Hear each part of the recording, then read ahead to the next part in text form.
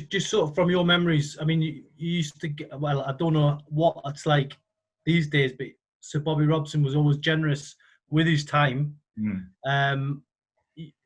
One great game I remember you commentating on was against Leeds, I think, away at Elland Road, where Bobby Robson was up and down the track. You mentioned you going past the Bobby Robson statue on your way, and it's something you think about.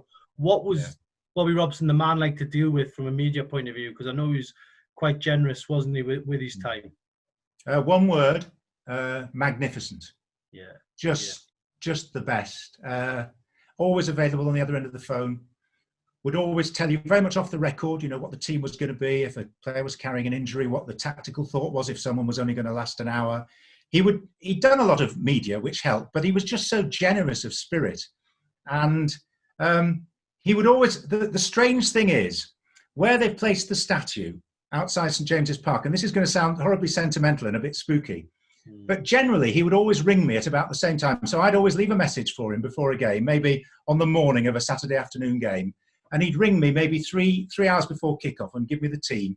And there'd always be a bit of repartee and conversation about my family and things. He was always interested in more than just talking about the football, which was lovely. But usually I'd be walking up that little slope where they've now put the statue. And I mean, I can't claim that that was the case every time, but I can remember 4 or 5 times just lingering at that spot with my mobile phone clutched against my ear, talking to Sir Bobby, finding out the team for that afternoon. And strangely, that is pretty much where the statue is now. I know it sounds odd, but it strikes a chord with me, because he was great. I mean, I also remember being in his office after a game. I'd co-commentated with David Pleat, who was a very close friend of his.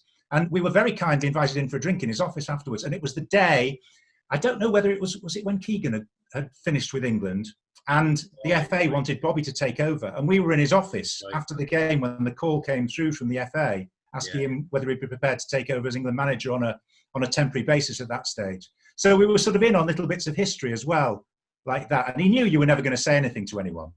But he was lovely. Towards the end, when things were falling apart, when he didn't really have the backing of the board and it was clearly heading in the wrong direction, I had to do a very difficult interview with him, which actually made the Bobby Robson documentary.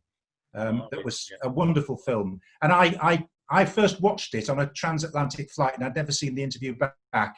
And they played the little bit where I said to him beforehand, look, I'm going to have to ask you some difficult questions here, but this will look silly if I don't ask them. And he said, well, you ask what you want.